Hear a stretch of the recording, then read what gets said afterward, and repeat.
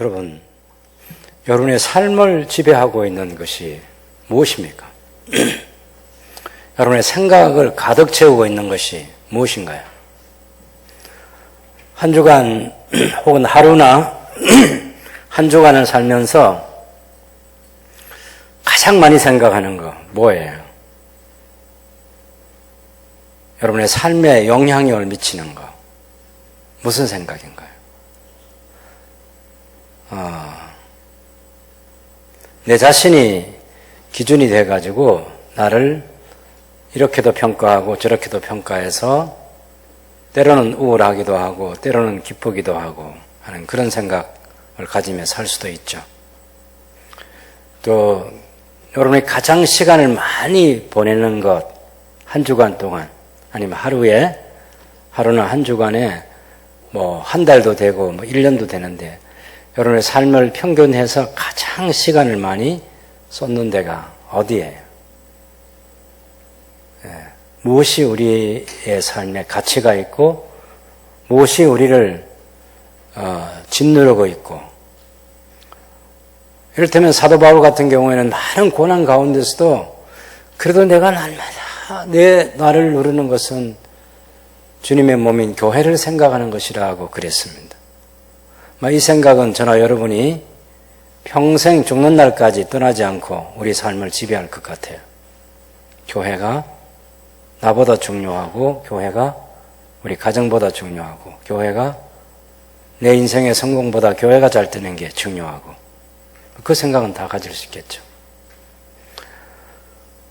사도 바울은 골로새 교회 성도들에게 편지를 쓰면서 지난 주일날 그리스도의 평강이 너희 마음을 주장하게 하라고 그렇게 했습니다.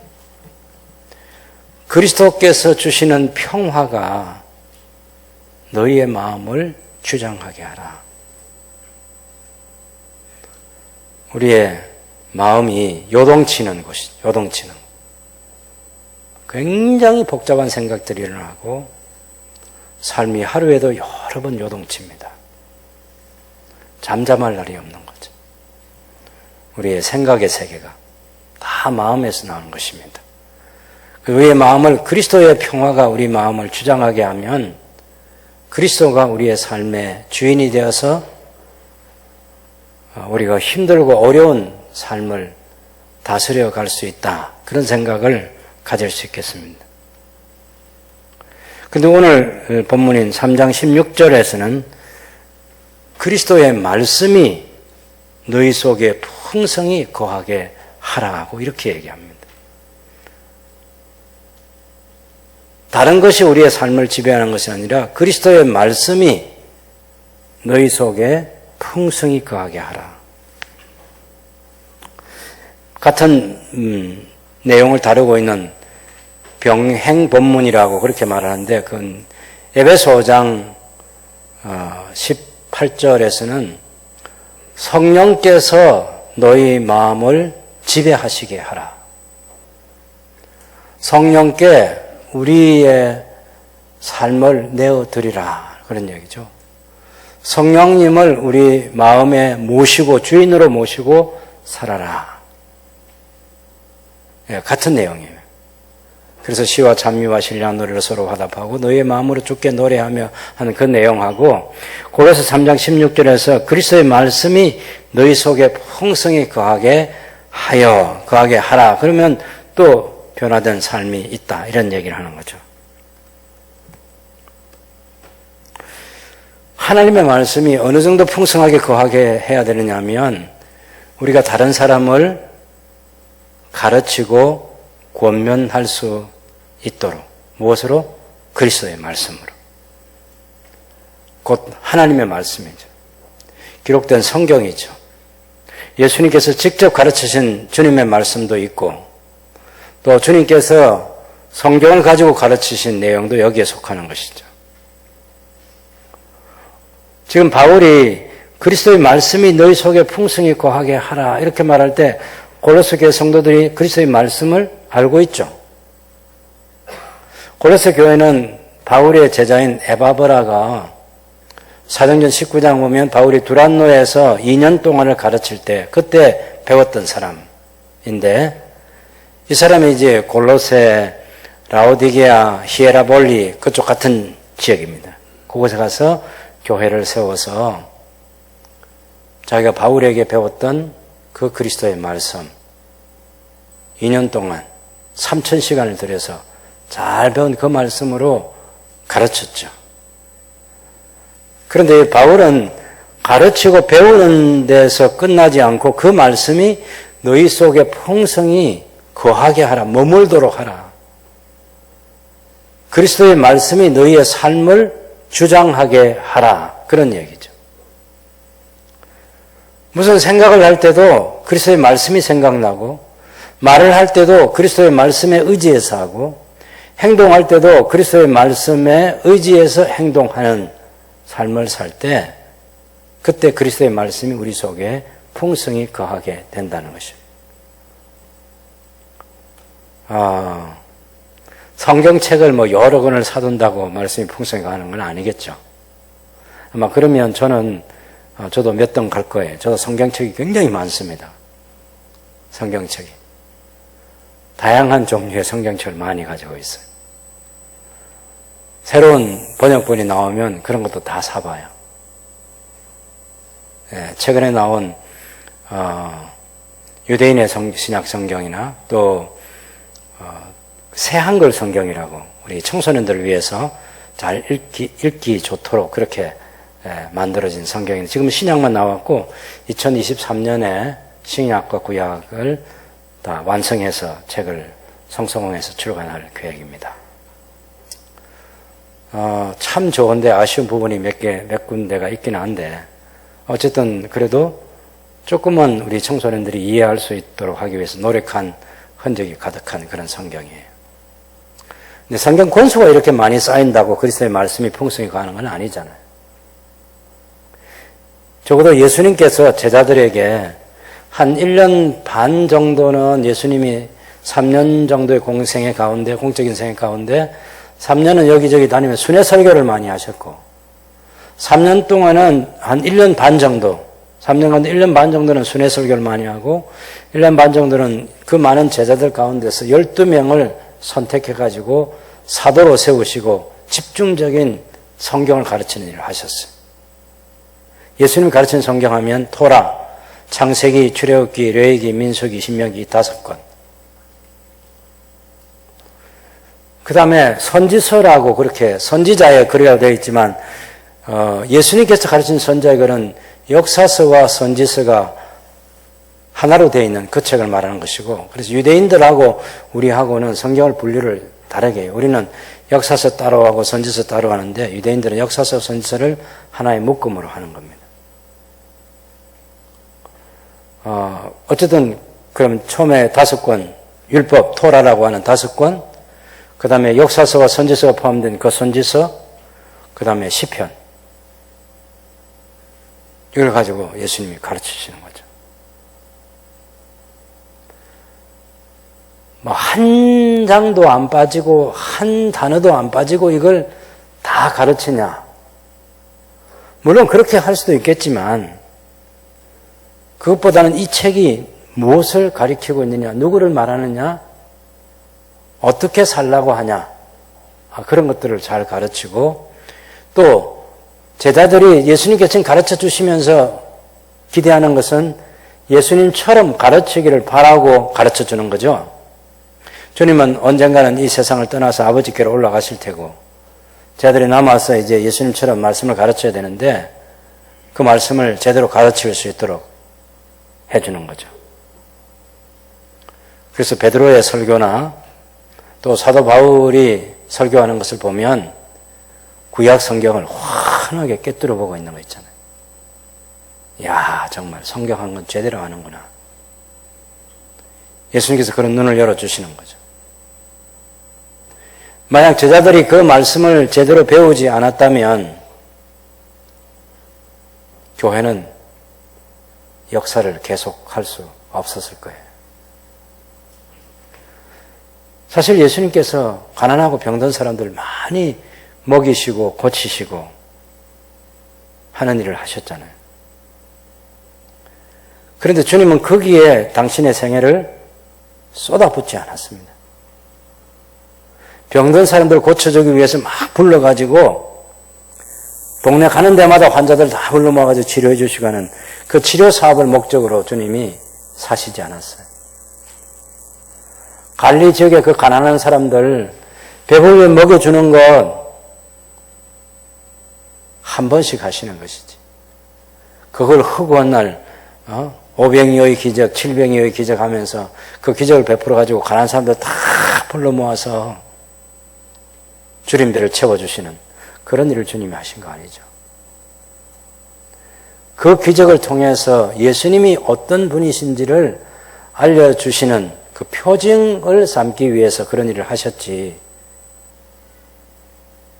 주는 배고픈 사람 먹여주시는 그 일을 위해서 주님이 오신 거 아니잖아요.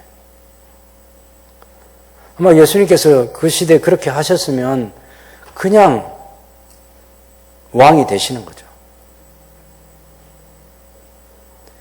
그렇지만 그렇게 하면 세상 나라처럼 그런 나라가 되기 때문에 예수님 그렇게 하시자는 거죠. 유대인들이 오랜 머릿속에 간직하고 있었던 생각이 뭐냐면 광야에서 하나님을 만나는 특별한 경험을 하는 것이 광야다. 그렇게 해서 세례자 요한이 광야에 머물렀잖아요. 우리 예수님께서도 광야에서 시험을 받으셨어요. 유대 광야. 그 메시아가 광야에서 온다는 이런 생각을 갖는 거예요. 하나님과의 특별한 경험을 가지고 하나님의 계시를 받아서 온다고 생각하는 거죠. 예수님이 마귀가 시키는 대로 돌을 가지고 떡을 만들어서 탁 나눠주시고 그러면 그냥 왕이 되시는 거예요. 벌떼같이 일어날 거예요. 예수님께서 그렇게 하시지 않았어요. 왜요? 하나님의 나라가 그런 나라가 아니기 때문에 그런 거죠. 제자들에게 충분히 설명하는 거죠. 그러면 생각해 보세요, 여러분. 창세기, 출애굽기, 레위기, 민수기, 신명기를 통해서 하나님의 나라가 어떤 성격의 나라이고 그 나라의 왕이신 하나님이 어떻게 경배를 받으시고 그 나라가 다른 나라들을 압제하고 지배하고 착취하는 그런 나라가 아니라 이웃과 나눔이 있고 평화가 있고 서로 존중함이 있고 하나님을 경배하는 그런 나라. 창세기를 읽을 독자들이 경험했던 이집트와는 전혀 다른 나라이고 또 레위기에 나오는 그런 거룩한 삶과는 아무 관계없는 사람들이 그 시대를 지배하고 있는 이집트나 가나안 땅이나 그런 나라가 아니라 창조주 하나님을 왕으로 모시는 그 하나님을 예배하는 나라. 그 예배를 온 세상에 퍼뜨리고 전파하고 그래서 세상 사람들이 하나님을 예배하기 위해서 모여들고 예배하기 위해서 말씀 붙들고 하는 그런 나라. 예수님께서 그럼 역사서와 선지서 가르쳐 주실 때 무슨 얘기 하겠습니까? 원래 하나님께 설계하신 나라는 이런 나라인데 지난 역사 속에서 아브라함의 후손들이 실패한 역사, 사사시대 350년, 왕정 500년, 바벨론 70년, 페르시아 200년, 헬라 300년. 예수님이 오실 때 이미 로마 제국이 주전 63년부터 한 90년, 100여 년을 이렇게 다스린 그 시간 속에서 하나님의 나라가 뭔지, 그 나라가 왜 잘못됐는지, 그 나라 성격 하나 제대로 구분 못해서 그래서 실패한 역사를 당연히 얘기하는 거죠. 하나님께서 왜 대제사장을 세웠는지, 왜 왕을 세우는지 그걸 모르고 살았던 사람들이 우리는 어찌 보면 굉장히 영웅적으로 생각할 수 있는 소위 하스모니안 왕조라고 하는 것. 예? 마따디아가 혁명을 해가지고 그 아들 시몬, 마카비, 요하난 이런 사람들이 대제사장이 되고 나중에는 왕이 되는 왕권과 대제사장권을 함께 가지는 하스모니안 왕조 100년이 왜 잘못되어서 로마 제국에 넘어갔는지 당연히 주님이 가르치시는 거죠. 그래서 하나님의 왕국, 하나님께서 이 세상에 세우고자 하는 나라는 그런 나라 아니야 하는 거 가르치시잖아요. 당연히 예수님께서 제자들에게 이 성경 가르쳐 주실 때 처음에는 제자들도 그냥 예수님께서 왕이 되셔가지고 하나님 나라가 금방 세워질 줄 알았어요. 오죽하면 십자가를 며칠 앞둔 그때에 세베대의 두 아들 야고보와 요한이 자기 어머니 모시고 와가지고 오른편 왼편 앉게 해달라고 그렇게까지 얘기했겠습니다. 다른 제자들이 막 화를 내는 거 있잖아요. 진짜 똑똑한 것 같으면 화낼 필요 없죠. 아이고 저 멍청한 것들. 아니 무슨 뭐 예수님이 나라가 뭐 그런 나라인 줄 알아? 그리고 꾸지람 주고 꿀밤 주고 말아야 되는데 그게 아니고 막 분노하고 있잖아요. 왜? 다 한 자리에 앉을 생각하고 있는.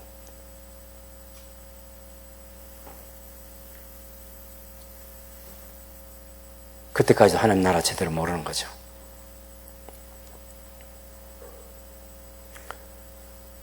그래서 어떻게 됩니까? 예수님께서 십자가에 달리시죠. 달리시기 전에 빌라도 앞에서 재판 받으시잖아요. 빌라도하고 예수님하고 씨름하는 게 뭡니까? 내가 너를 놓아줄 권세도 있고 너를 죽일 권세도 있고. 빌라도의 말에 예수님이 아니 위에서 주시지 않으면 아무도 그렇게 할 수 없어. 로마 제국의 그 황제의 위엄을 가지고 와서 지금 총독이 다스리고 있는 그런 역사적 상황 속에서 예수님은 하늘의 권세를 생각하고 내 나라는 빌라도 네가 말하고 있는 그 나라와 다른 나라야. 그런 나라면 내가 하늘에 12형도 되는 군단을 내려오라고 해서 바로 너희들 해치우고 내 나라 세울 수 있지. 주님이 아니라고요. 내 나라는 그런 나라 아니야. 그래서 십자가에 달려 돌아가시는 겁니다. 우리 인간의 죄를 용서해 주시는 것이고 그 십자가의 속죄함을 위한 주님의 죽어주심에 감사하고 감격한 사람이 믿음으로 그 나라 백성 되는 역사가 진행되잖아요.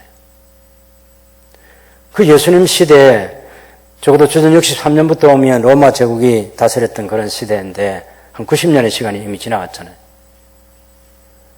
그럴 때 마카비 혁명 때 사람들이 했던 것처럼 똑같은 방법으로 메시아 왕국을 세우려는 사람들이 있었죠. 바로 열심당파 사람들. 늘 칼 품고 다니면서 말이죠. 저항하고 밤 되면 습격하고 탈취해서 나누어주고 그렇게 해서 하나님의 나라가 오게 할 수 있다고 생각했던 열심당파들이 많이 있었죠. 그리고 여러분 잘 아는 고라신, 베세다, 가브나움 이 지역을 중심으로 해서 많았습니다. 그런 사람들과 생각을 똑같이 하면서 열심히 살았던 사람 두 사람이 나중에 십자가형에 처해져서 예수님과 같이 왼편 오른편에 십자가에 달리잖아요. 그때 한편 강도가 뭐라고 말했는가 하면 당신이 그리스도이면 당신도 내려오고 우리도 좀 내려오게 해봐. 뭐 하나님의 아들이라고 하면서 그리스도라고 하면서 뭐 하고 있는 거야. 그게 한편 강도가 알고 있는 하나님의 나라예요. 근데 한편 강도는 책망합니다. 너하고 나하고는 마땅히 이 형벌 받는 게 마땅해. 왜? 여러분 도둑질하고 그런 나쁜 짓이 아니에요. 로마 제국에 황제를 없애고 나라를 세울 수 있다고 생각했죠. 우리가 저항운동 했잖아. 그래서 마땅히 우리는 그 로마 제국의 법에 의해서 우리는 십자가 달리기 마땅하지. 그런데 이 예수님은 그런 분 아니야. 너하고 내가 잘못 생각한 거야. 나라를 잘못 세우겠다고 생각한 거라고. 예수님께서 내 나라는 이 세상에 속한 나라가 아니라. 당연히 귀담아 듣고 있죠. 지난 3년 동안 예수님께서 하늘 나라를 전파하고 다니실 때 그 설교들을 얼마나 많이 들었겠어요. 그러나 다른 방식으로 해왔던 삶이었죠. 십자가 위에서라도 깨닫습니다. 그래서 마지막 호소하죠. 예수님, 당신의 나라가 임할 때에 저를 기억해 주십시오. 제가 하나님의 왕국이 오는 것을 잘못 알고 살아왔습니다.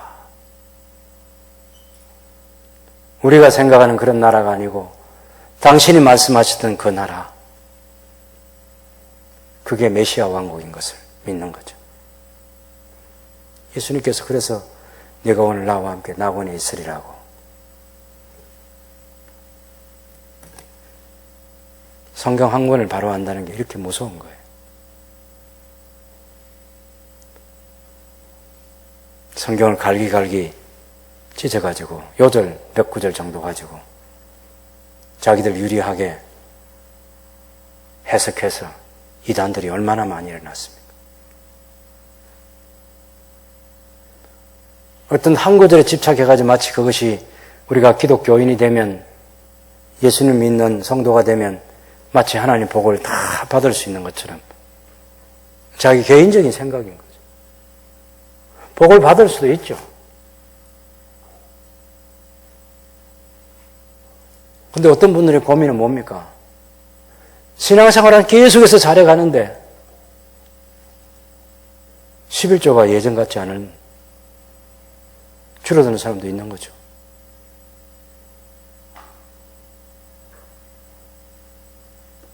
제 고향 가면 의령교회라고, 저희 고향 교회 모교회가 의령교회인데 거기 장로님 가정도 아주 성실하게 사죠. 정말 새벽기도 안 빠지시고 나눠주시고. 그래도 그냥 재봉틀 하나 의지해서 평생을 사시다가 주님 품에 안기셨죠.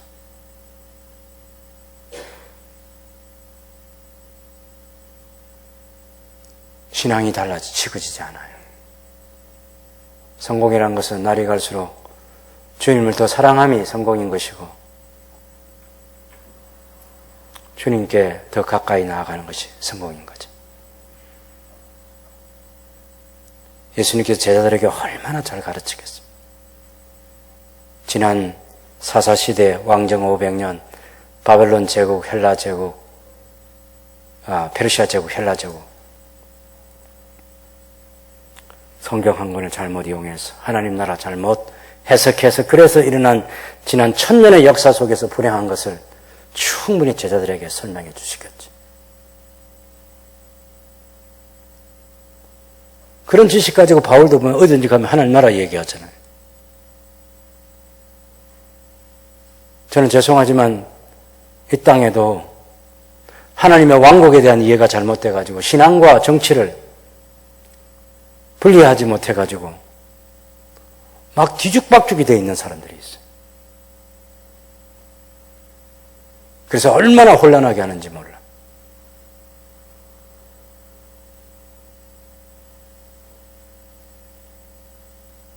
제가 기독교 연합회를 하는 한교총이나 이런 데도 보면 대부분의 그 지도자들이 굉장히 경건하시고 말씀을 잘 하시고 헌신된 분들이 많이 있는데 가끔 등장하는 어떤 지도자들 보면 실망천만이에요. 실망천만.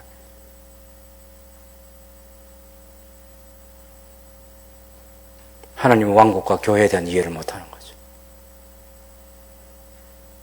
여러분, 이 로마 제국 시대에 사실 실제로 사복음서가 일어난 것은 로마 제국 한 30년대 그때 예수님께서 말씀하신 것과 제자들하고 다니시면서 행했던 일이지만 기록되기는 주후 64년 이후에 66년, 67년, 70년 이후에 그렇게 기록된 책이잖아요. 그 시대를 어떻게 살아갈 거냐? 박해 시대에. 지금도 세상이라는 제국이 우리를 위협하고 있는데 우리 교인들이 숫자 모아가지고 그 세상이라는 제국과 싸워 이기자고. 아니, 그건 하나님의 왕국이 아니지. 다니엘서 읽어보면 아주 작아 보이는 돌이 신상을 박살을 내버리는 거죠. 사람의 손으로 하지 않는 거죠. 하나님의 왕국이 우리가 숫자를 모아가지고, 제가 아주 불행한 좀 슬픈 소식 하나 들었어요. 지난 9월 달에 내가 미국에서 기독교청, 교황청 아시죠? 교황청. 예? 교황청이 그 하나의 나라입니다. 그 국가. 제일 작은 땅을 가지고 있으면서 국가예요, 국가. 전 세계에 영향을 미치고 있는 교황청. 로마 천주교가 교황청을 하는데 우리 기독교가 기독청을 못 만들 이유가 없다 해서 기독청이 그래서 미국에서 그 연방정부로부터 허가를 받았어요. 이게 뭐 내가 며칠 전에 들으니까 대한민국에서 그 기독청 만든다고 거기 사람들 모집하고 어떡한다고? 아이고, 정말.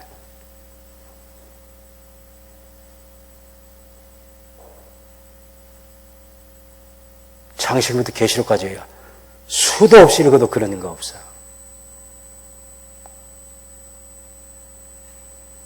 기독청 만들어가지고 또 대장은 누가 될 건데?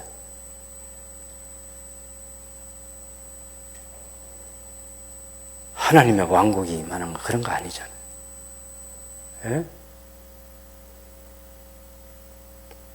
성경 제대로 가르쳐주지 않고 성경 제대로 모르는 거죠. 사도 바울께서 로마 황제에게 지금 재판을 기다리면서 골로새서를 쓰고 있습니다. 요동치는 세상에서 그리스도의 평화가 여러분의 마음을 주장하게 하십시오. 그리스도의 평화가 여러분의 마음을 주장하게 해야 됩니다.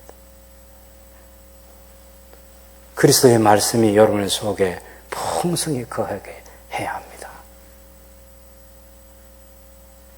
우리의 신앙을 위협하고 우리가 주님 사랑하고 하는 그런 것들을 도둑질하기 위해서 얼마나 거짓 교사들이 활동하고 있는지 그리스도의 말씀이 풍성히 거하게 하십시오. 에바브라를 통해서 이미 배웠던 말씀이지만 이제는 그 말씀이 삶의 현실이 되게 해야 됩니다. 삼위 하나님을 왕으로 모시고 그리스도의 사랑을 베풀고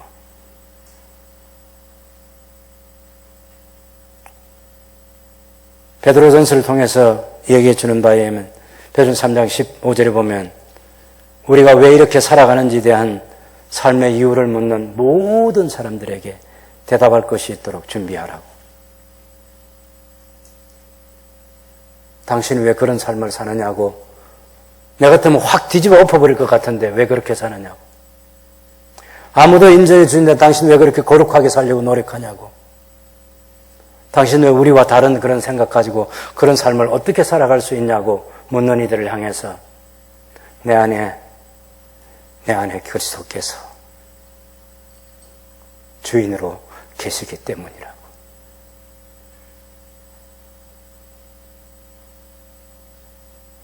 우리가 하나님의 왕국을 기다리기 때문이라고.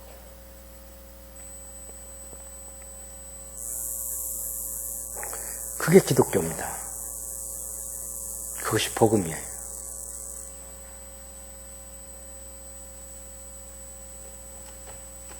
그리스도의 말씀이 너희 속에 풍성히 거하여.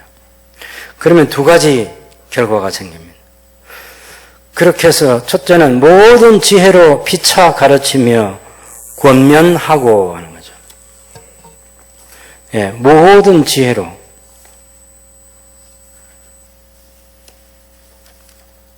여기 보면 가르치는 일이 목사만의 일이 아니라고 지금 얘기하는 거죠. 골로새 교회 성도들에게 여러분들이 가르쳐야 됩니다. 그 얘기를 하는 거죠. 모든 지혜로 피차 서로 가르치고, 어느 한 사람이 완전히 다 알고 있진 않아요. 저도 마찬가지잖아요. 저도 가르치기도 하고 저는 여러분에게 배우기도 하고 서로 주고받는 거죠. 네. 가르치는 거 목사만이 해야 될 일, 아니 그렇게 생각하면 안 되고 여러분이 서로 가르쳐야 돼요. 서로. 당연히 그 시간까지는 어느 정도의 지식의 내용을 우리가 가져야죠. 서로 가르치고 서로 권면하고 세워주기 위해서 권면하는 거, 세워주기 위해서. 가르침과 배움, 권면을 하고 권면을 받는 것이 필요 없는 사람은 한 사람도 저는 존재하지 않는다고 봐요. 물론 역사에 가끔은 대단한 신앙적인 영웅들이 있습니다. 예, 정말. 목사님들 가운데도, 장로님들 가운데도, 권사님들, 집사님들 가운데도 그냥 뵙기만 해도 머리가 숙여지고 참 존경이 그냥 우러나오는 그런 분들도 가끔은 있습니다만은 대부분은 저처럼 평생 살면서 가르치기도 하지만 배우기도 하고 권면을 하기도 하지만 권면을 받기도 하고 그렇게 해서 사람 되는 거잖아요. 언제 완전하게 되겠습니까? 그래서 우리가 서로 가르치고 서로 배우고 서로 권면하고 권면을 받고 그걸 지혜롭게 해야 돼. 지혜롭게.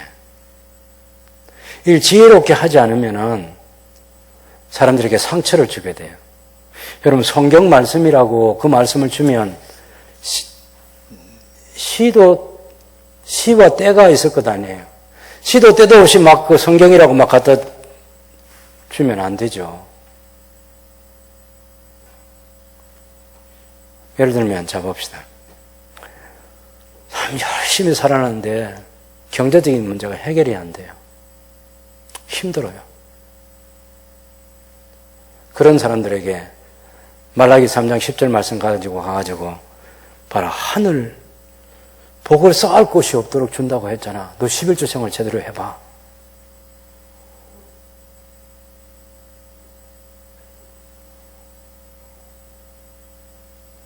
열심히 사는데도 건강이 좋지 않은 사람들도 있죠.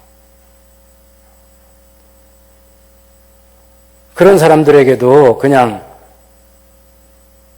요한 서신처럼 내 영혼이 잘된 같이 네가 강건하고 범사가 잘 되기를 원하노라는 축복 기도가 아니라 너 신앙생활 잘하면 범사가 잘 돼. 약속을 해주고 말이에요. 여러분 이 세상에 어제도 힘들고 오늘도 힘들고 내일도 힘들게 살아야 될 사람들이 얼마나 많겠습니까? 예수님께서 많은 시간을 보내시면서 다니셨던 갈리 지역이 원래는 그 농토는 굉장히 많고 그 또 바닷가이기도 하고 그 굉장히 살기 좋은 곳이에요. 근데 로마 제국이 이제 그 다스리기 위해서 속주들에게 땅과 그 권세를 주면서 많이 착취당했죠, 사실. 그러니까 거의가 종이 되다시피 하는 그런 비참한 삶을 사는 거죠. 그런 사람들에게 예수 잘 믿으면 너 축복받아. 너 신앙생활만 잘하면 복받아. 그런 얘기를 하면 그렇지 않아도 마음이 아픈데 더 마음이 아파지는 거죠. 야, 내가 신앙생활 못해서 이렇게 됐나. 여러분 그런 권면은 지혜롭지 못한 겁니다.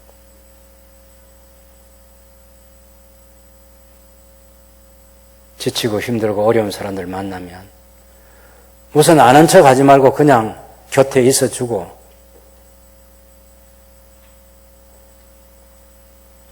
아는 체 하지 말고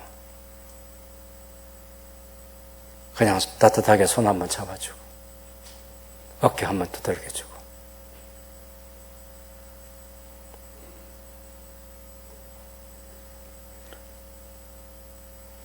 기도해 줄게.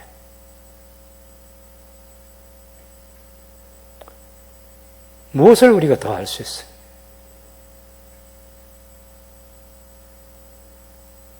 말씀이 우리 속에 풍성히 거하면 서로 가르치고 서로 권면하면서 세워주는 삶을 살아갈 수 있는 거죠.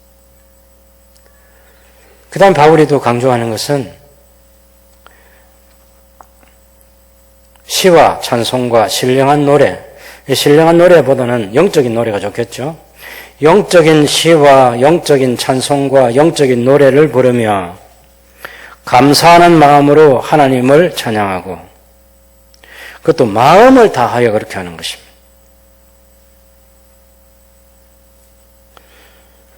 바울은 교회 공동체 성도들이 신앙생활 속에 하나님 말씀 풍성히 거하게 될 때 그런 놀라운 삶의 변화가 있는 거죠. 예배하는 삶이 달라지는 거죠. 개인 생활과 가정 생활과 교회 생활에서 하나님을 높이는 노래가 달라지는, 노래가. 삶이 달라졌다는 것은 부르는 노래가 달라졌다는 얘기입니다. 그 사람이 노래 부르는 거 보면, 가사 내용을 보면 하나님과의 관계가 어떤 관계에 있구나, 이것을 알 수 있는 거죠. 여러분 잘 아시잖아요. 우리 속에서 우러나오는 노래, 그 노래의 가사말이 무언가 하는 거. 우리 한국에 갑자기 이 노래 막 열풍이 막 대한민국에 너무 세차게 불고 있잖아요. 처음에 제가 시작한 게, 제 기억은 나가수라는 그걸 시작한 것 같은데, 나가수. 나는 가수다 해가지고. 그게 한 몇 년 하더니 이제 그 뒤에는 또 뭐 부르의 명곡하고 복면가왕하고.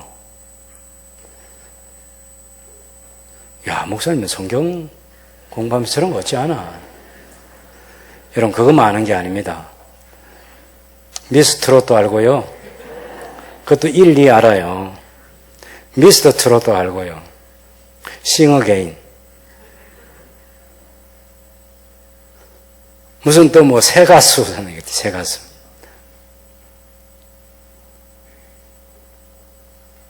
요즘에는 국민 가수 하고 있습니다. 지금 국민 가수 결성 진출 10명 남았습니다. 나 꼭 볼 거야 그거.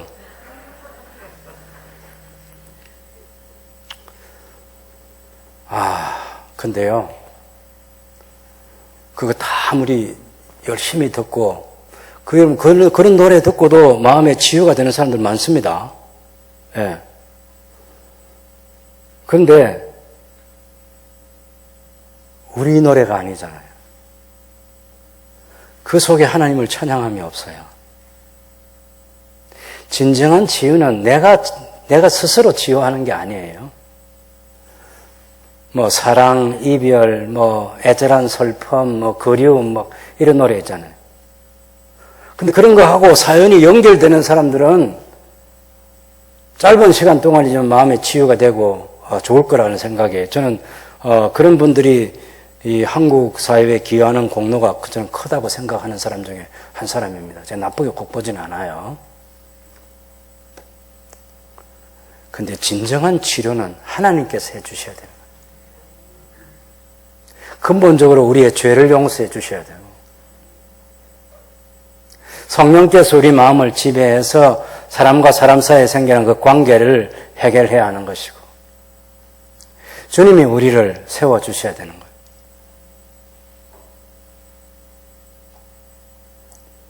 이 김광석 씨가 부른 그런 노래, 뭐 어느 60대 노부부의 이야기, 그 노래 들어보면 은혜가 돼요.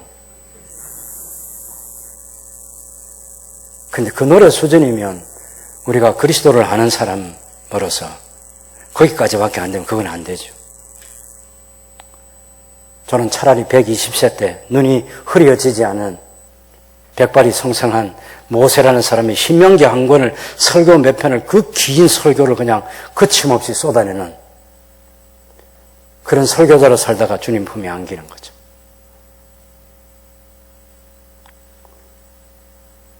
아마 여러분처럼 마음을 다해서 하나님을 찬송하다가 쓰러지면 쓰러지고 그런 거죠. 삼위 하나님을 높입니다. 그 하나님께서 우리를 치유하시는 거. 수많은 노래들, 수많은 음악들이 있겠지만 그 속에 하나님을 찬양함이 있느냐 하는, 그것이 인생의 본분이기 때문에 그래요.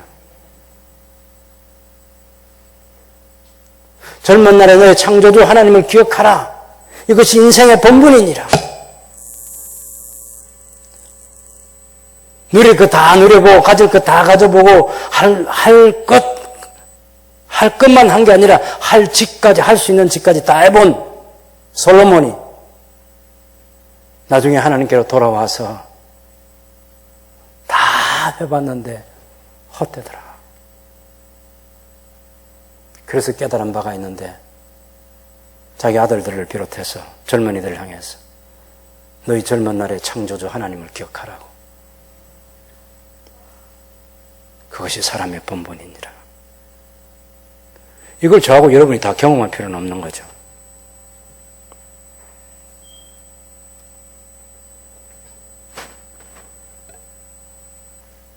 마음을 다하여 하나님을 찬양하라. 마음을 다하여. 그것도 또 감사함으로 또 수식어 붙어 있어요. 감사함으로.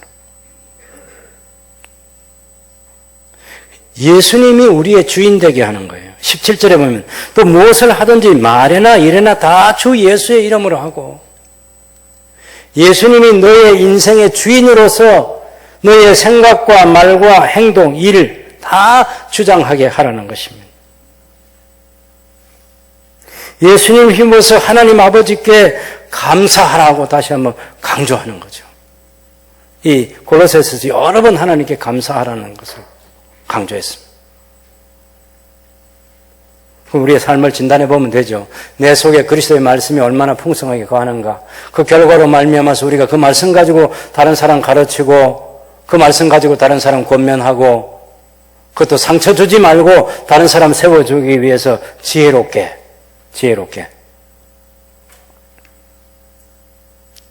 그리고 그 말씀을 통해서 하나님을 알게 되고 하나님의 왕국을 제대로 알게 된 우리가 마땅히 높임을 받아야 될 성부, 성자, 성령 하나님을 높여 경배하는 찬송. 그래서 하루에도 찬송을 몇 곡은 불러야 하루가 가고,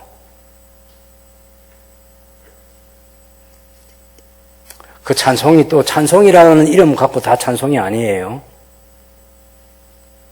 찬송가에 있다고 다 찬송이 아니라니까. 그래서 우리의 찬송 속에 하나님을 높여 경배하는 그것이 가득 찬 삶. 이걸 어디까지 가서 계속할 거죠? 계시록 4장 9장을 보면 천상에서 보좌에 앉으신 이와 그 보좌 가운데 계신 하나님의 어린 양 예수 그리스도께 24 장로들, 교회를 대표하는 교회 성도들과 하늘의 천군 천사들과 하늘과 땅의 모든 피조물들이 창조주 하나님과 구속주 예수 그리스도를 찬송하는 그 찬송이 지겹지도 않는, 아니 지겨울 수가 없는, 아무리 불러도 다함이 없는 그런 찬송으로 영원을 살게 될 것이죠. 사모하면서 살아가는 저와 여러분 될 수 있기를 바랍니다. 천국 가면 눈물이 없고 근심이 없고 걱정이 없고 고통이 없고 배고픔이 없는, 그 천국에 살면 좋겠지. 그러나 삼위 하나님께서 경배를 받으시는 예배가 없으면 거기가 천국일 수 없습니다. 사람을 지으신 목적은 하나님을, 성부, 성자, 성령 하나님을 찬송하도록 하기 위해서 지으셨습니다. 그 지으신 목적에 합당하게 살아갈 때 우리가 행복할 거예요. 천국에서 영원히 빛나는 복된 삶을 살아가는 저와 여러분 될 수 있기를 바랍니다.